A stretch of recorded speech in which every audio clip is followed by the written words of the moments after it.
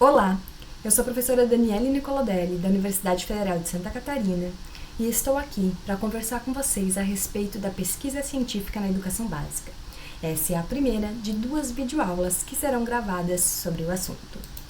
Para começar, eu gostaria de deixar com vocês a seguinte pergunta: pesquisa na escola. Quais as facilidades e quais os obstáculos nesse processo? Se você já parou para pensar, tudo bem.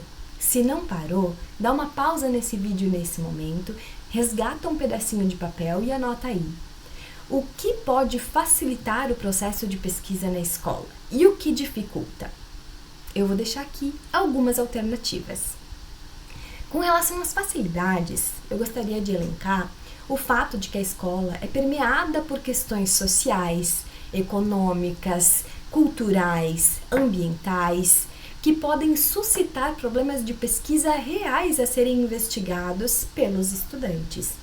Além disso, a pesquisa científica favorece a interdisciplinaridade, unindo ciências, matemática, história e geografia na resolução de problemas.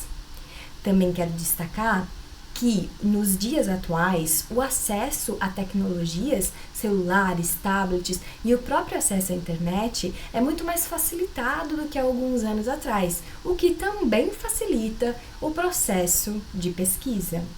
Ainda, a BNCC e outros documentos norteadores de currículo já enxergam a escola enquanto espaço de produção de conhecimentos e valorização da aprendizagem ativa. Por fim, a pesquisa na escola pode contribuir para a reconstrução do conceito de feiras de ciências. Agora, eu quero trazer para vocês alguns obstáculos. O primeiro deles é o pouco tempo pedagógico que os professores têm para ajudar a construir e desenvolver projetos de pesquisa na escola. Além disso, a formação de professores muitas vezes é insuficiente no que se refere à metodologia científica. Os processos de pesquisa também são mais desafiadores em termos de avaliação. E há uma desigualdade muito grande em termos de infraestrutura entre escolas, tornando a pesquisa científica mais ou menos viável em diferentes realidades. É importante destacar também que a pesquisa científica possui princípios éticos que muitas vezes são desconhecidos por parte do professor e que podem frear a vontade de orientar ou não orientar determinadas propostas de pesquisa. Pode ser o caso uma pesquisa que envolva seres humanos ou uma pesquisa que envolva animais. Eu gostaria de destacar que quando eu falo em pesquisa científica, eu não estou me referindo a copiar informações de livros didáticos ou da internet, mas sim na produção de conhecimentos ou produtos novos e inovadores pelos estudantes das escolas. Vamos agora fazer um exercício. Observem comigo a imagem que aparece na tela. Nós temos um homem de camiseta vermelha com as mãos atrás da cabeça, em uma cena de trânsito. Imaginem que vocês estão no carro imediatamente atrás do carro dele e se deparam com essa situação. A pergunta é: o que foi que aconteceu? Pause o vídeo novamente, resgate aquele pedacinho de papel de novo e anote aí o que você acha, o que você diria que aconteceu nessa cena, nessa situação. Eu vou trazer aqui alguns exemplos. Quando eu pensei na pergunta o que foi que aconteceu, não me veio uma resposta, me vieram inúmeras outras perguntas. Por exemplo, será que o moço foi rendido pela polícia porque ele está com as mãos atrás da cabeça? Atropelou um pedestre que passava na faixa à sua frente? Será que o pneu do carro estourou? Ele presenciou uma batida, um acidente à sua frente? Ele notou que esqueceu a carteira de habilitação em casa e ficou desesperado? Ou ele viu alguém furando o sinal vermelho? Bom, essas perguntas aqui são algumas das que eu fiz. Se nós nos juntarmos, somos milhões. E podemos fazer milhões de perguntas diferentes, milhões de hipóteses.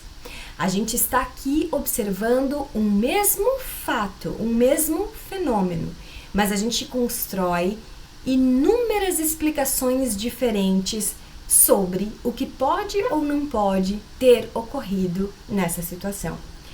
E o ser humano, ele é assim, diante de um fato que desperta curiosidade ou que o intriga, ele observa atentamente, faz perguntas, procura informações. Nesse caso aqui do trânsito, a gente poderia perguntar informação para um pedestre que estivesse passando na calçada ao lado.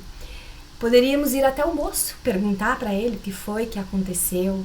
Buscaríamos informação, para que depois a gente possa construir as conclusões. E nós fazemos isso todos os dias, em diferentes momentos. Nós sempre queremos saber mais a respeito daquilo que ouvimos, que vemos e que sentimos, seja pela simples curiosidade ou até pela nossa vontade, muitas vezes, de fazer uma fofoquinha. Investigar faz parte da nossa maneira de estar no mundo. As crianças são excelentes nisso. Elas olham para tudo e querem saber o porquê de tudo. É como se a dúvida fosse um motor interno que move o ser humano. Mas e a ciência? Em que se difere dessa investigação cotidiana? Bom, em primeiro lugar, a ciência não se interessa pela fofoca. Ela não se apressa em buscar respostas. Ela para, ela investiga, ela analisa. É como se fosse uma forma organizada de alimentar a curiosidade. A ciência traça caminhos cuidadosos para entender o problema e ela não se contenta com o parece certo. Ela é rigorosa na interpretação dos fatos. Além disso, pauta-se em provas, evidências, busca sempre uma coerência, um método investigativo que torne o conhecimento reprodutível. E quando eu falo em ciências, eu não estou me referindo somente à disciplina de ciências e à física, química, ciências biológicas.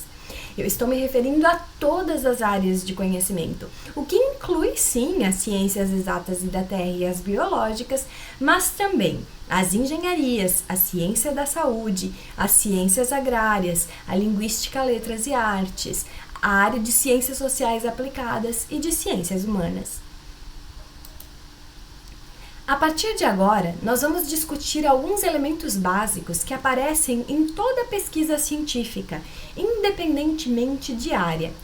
Quando se está estruturando uma proposta de pesquisa, aparece a curiosidade, a estruturação de problemas de pesquisa, a construção de hipóteses e objetivos, a delimitação de fundamentos, a estruturação da metodologia, a construção de resultados por meio da análise de dados, as conclusões e referências e, por fim, a divulgação dos resultados.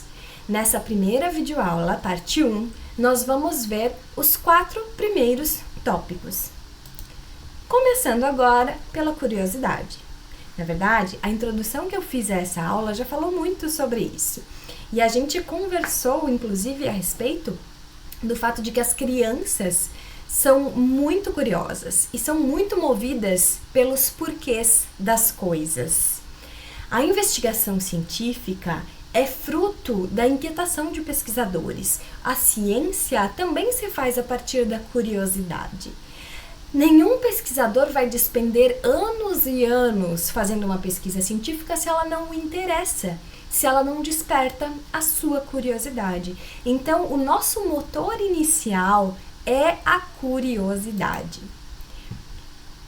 Na sequência, a gente precisa transformar essa curiosidade em problemas de pesquisa ou perguntas investigáveis.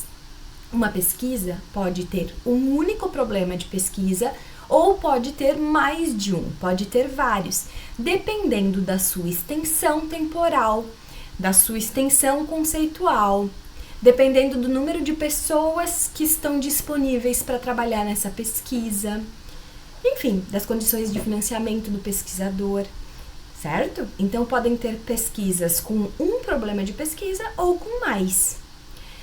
O importante é que o problema de pesquisa, ele delimita o que se pretende estudar. E para isso, ele precisa ser proposto com clareza, evitando ambiguidades. O problema de pesquisa também deve ser viável de investigar no tempo e no contexto disponíveis. Vamos imaginar a seguinte situação. Você é um professor pesquisador catarinense e resolveu que você quer entender como funciona a rotina diária de estudantes de Manaus no período pós-escolar. Professor pesquisador catarinense, esse problema de pesquisa é viável para você? Bom, se você puder viajar para Manaus, ou se mudar para Manaus, ou ter contato com professores de Manaus que poderiam eventualmente fazer relatos da rotina desses estudantes, ele pode ser um problema viável. Agora, se essas opções não forem possíveis para você, então não é um problema viável. Vale mais a pena adaptá-lo e transformá-lo para a realidade catarinense. Não adianta a gente insistir em um problema de pesquisa que esteja fora do contexto no qual estamos inseridos. O problema de pesquisa é como uma bússola que orienta a estruturação das outras etapas da pesquisa, como os objetivos, a metodologia, a análise de dados e etc. Trago agora aqui para vocês 2 exemplos de problemas de pesquisa dentro da área da física, que é uma ciência que tem como objeto de estudo a natureza. Os exemplos são: como os buracos negros são detectados e estudados mesmo sendo invisíveis? Como o controle da tensão de cordas pode ajudar a criar instrumentos musicais inovadores com materiais alternativos? E vejam que essas questões de pesquisa, elas divergem destas que apareceram agora, que são da área de ciências humanas, cujo objeto de estudo é o homem, a sociedade. As novas perguntas são: o que causa fome em nosso país? Como o ser humano interfere na destruição do meio ambiente? Então, são bem diferentes do caso das pesquisas, dos problemas de pesquisa previstos para a área de física. Agora, eu gostaria de dar algumas dicas ao professor orientador que está tentando construir com seus estudantes problemas de pesquisa. Professor, é importante que as perguntas elaboradas por eles sejam claras, delimitadas e viáveis. Você pode conduzir exercícios para ajudá-los a delimitar recortes temáticos, por exemplo, construir problemas de pesquisa que se enquadrem no tempo que vocês têm para desenvolver a proposta, no espaço, na infraestrutura da escola, na infraestrutura que está à disposição. Você pode auxiliar a relacionar o problema a lacunas reais. Sempre que o problema de pesquisa está vinculado a lacunas reais, ele se torna mais interessante para os estudantes. Eles têm um propósito maior aí para desenvolver com essa pesquisa. Estimule também a reflexão e a justificativa. Faça com que eles pensem sobre: esse problema merece ser investigado, sim ou não? Qual é sua relevância social? Qual sua relevância política, econômica, histórica, científica?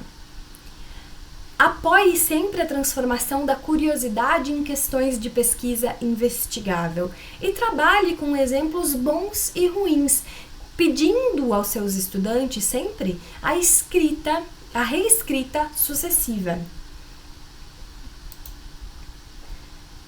Vamos falar agora nas hipóteses e objetivos, começando pelas hipóteses.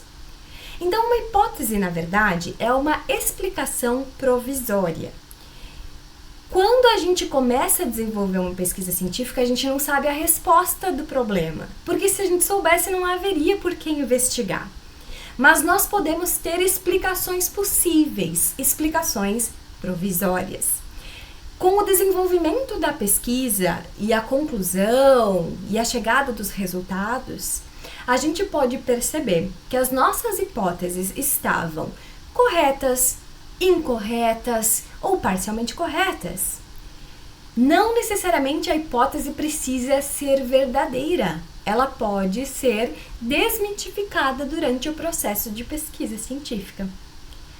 As hipóteses, elas apresentam relações entre as variáveis que serão exploradas e analisadas ao longo do estudo. Já os objetivos, eles orientam a investigação e delimitam as metas da pesquisa científica. Para entender um pouco melhor, eu vou trazer aqui agora 2 exemplos. Começaremos com 2 exemplos de hipóteses para o problema de pesquisa. O que causa fome em nosso país? A primeira hipótese já é essa que aparece na tela, que diz o seguinte: a causa da fome pode ser explicada de uma forma diferente por pessoas que realmente vivem uma situação de insegurança alimentar, se comparada às explicações expressas nos documentos oficiais. Então, essa hipótese pressupõe que existe uma explicação para a causa da fome que vem das pessoas que vivem em situação de insegurança alimentar e outra de documentos oficiais. A segunda hipótese, diferente da primeira, diz o seguinte: a causa da fome pode ser explicada pela falta de investimentos públicos, diferindo em proporção em cada estado brasileiro. Opa, então aqui nós estamos associando a causa da fome à falta de investimento público, que vai ser diferente em cada um dos estados. Se nós pegarmos a primeira hipótese e traçarmos para ela um objetivo, ele vai ter uma cara. Se nós pegarmos a segunda hipótese e traçarmos para ela um objetivo, ele vai ter outra cara. Então, hipóteses diferentes levam a objetivos diferentes. Para a primeira hipótese que nós vimos, um exemplo de objetivo geral poderia ser investigar os argumentos apresentados por pessoas em situação de insegurança alimentar para as causas da fome e contrastar com argumentos expressos em documentos oficiais. Para esse objetivo geral, o próximo passo é construir os objetivos específicos. O objetivo geral ele dá um norte maior para a pesquisa e os objetivos específicos estão associados mais à operacionalização da pesquisa. Então, nós temos aqui como exemplo: levantar e analisar documentos oficiais sobre causas da fome no Brasil, elaborar e aplicar entrevistas semi-estruturadas com pessoas em situação de insegurança alimentar, identificar e categorizar argumentos levantados nas entrevistas, comparar argumentos das entrevistas com os argumentos oficiais e refletir sobre possíveis lacunas ou convergências entre discursos oficiais e vivências reais. E se vocês prestarem atenção, esses objetivos específicos, eles têm início, meio e fim. O início está no levantamento e análise de documentos oficiais. O meio aparece quando se elabora e aplica entrevistas semi-estruturadas e se analisa a informação, transcreve a informação dessas entrevistas. E o final está na comparação do argumento das entrevistas com o argumento dos documentos oficiais e na reflexão sobre as possíveis lacunas ou convergências entre os dois discursos.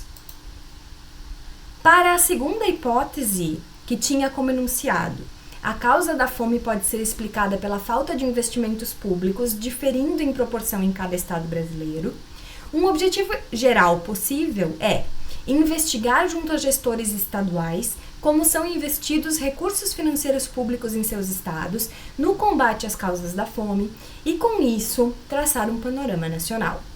Novo objetivo geral, novos objetivos específicos, que agora poderiam ser: levantar dados sobre investimentos públicos estaduais no combate à fome, elaborar questionário semi-estruturado para gestores estaduais, aplicar o questionário a gestores de diferentes estados, analisar estatisticamente dados quantitativos e qualitativamente respostas abertas, interpretar variações regionais nos investimentos e justificativas apresentadas. Novamente, nós temos o início com o levantamento de dados, o meio com a parte do questionário, elaboração do questionário, aplicação do questionário, interpretação dos dados, e o fim com a interpretação das variações regionais nos investimentos e justificativas apresentadas.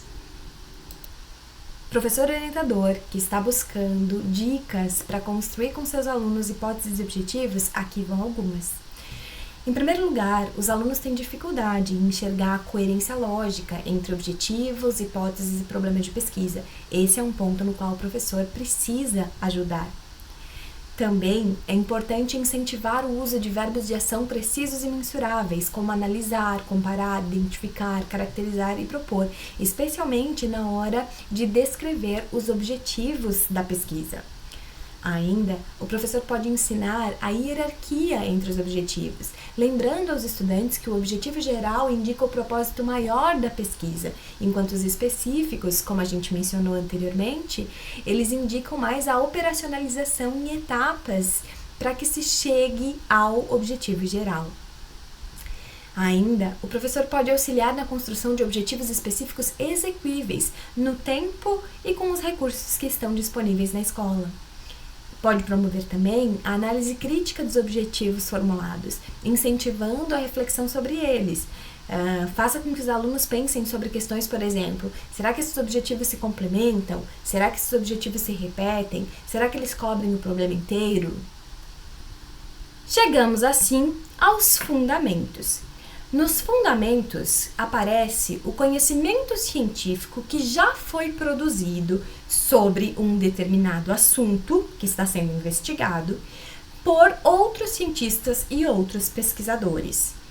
É onde nós colocamos aí referências confiáveis, fontes de informação confiáveis, que discutam a temática que a gente está discutindo no nosso problema de pesquisa. Somente conhecendo o que já se sabe a respeito do tema é que a gente pode enxergar quais são as lacunas, o que está em aberto, o que ainda pode ser investigado. Então é super importante estruturar com rigor os fundamentos da pesquisa.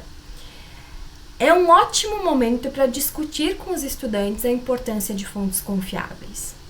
Não há como inovar sem conhecer antes o que já se sabe. Ao professor orientador, algumas dicas quanto à estruturação dos fundamentos da pesquisa. É importante lembrar que os fundamentos constituem-se como um corpo argumentativo coerente, ancorado em autores de referência e articulado com o problema e objetivos propostos. Quando diz aqui ancorado em autores de referência, a gente quer dizer que devem ser feitas aqui as devidas citações e referências aos autores que nós estamos utilizando como fonte de consulta, como fonte de pesquisa. Então, se eu já falei alguma coisa sobre o assunto, você vai mencionar que conheceu o meu trabalho e vai dizer, olha, a professora Daniele falou isso. Ou seja, você não vai tomar uma ideia minha como sendo sua. Isso significa que você não vai cometer plágio.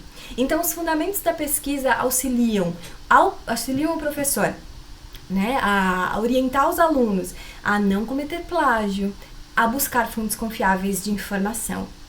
O professor pode orientar a seleção crítica da literatura científica relevante, incluindo artigos e livros. Muitas vezes os estudantes não vão saber aonde encontrar essas fontes confiáveis, mas eles podem ser orientados pelo professor a buscar informação na fonte tal, né? Estimule a elaboração de textos autorais fundamentados, nos quais os estudantes sejam capazes de sintetizar, confrontar e contextualizar conceitos e perspectivas teóricas distintas. Ainda, reforce o compromisso com a credibilidade, a atualidade e a pertinência das fontes, bem como o uso de fechamentos e resumos para organizar essa grande revisão bibliográfica. Com isso, nós encerramos a primeira parte das 2 videoaulas sobre pesquisa científica na educação básica. Eu espero que vocês tenham ficado com algumas questões aí em mente para reflexão e que voltem para assistir a parte 2. Muito obrigada!